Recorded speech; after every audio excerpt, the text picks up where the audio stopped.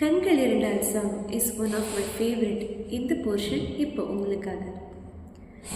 இரவும் மல்லாத பகலும் மல்லாத பொழுதுகள் உன்னோடு கலியுமா, தொடவும் கூடாத படவும் கூடாத இடைவெளி இப்போது குறையுமா, மைவெளியில் சாய்ந்திட துடிக்குதே, மறுபுறம் நாணமும் தடுக்குதே, இதுவரை யாரிடமும் சொல்லாத கதை கண்கள் எழுதும், இரு கண்கள் எழுதும் ஒரு வண்ண கவிதை.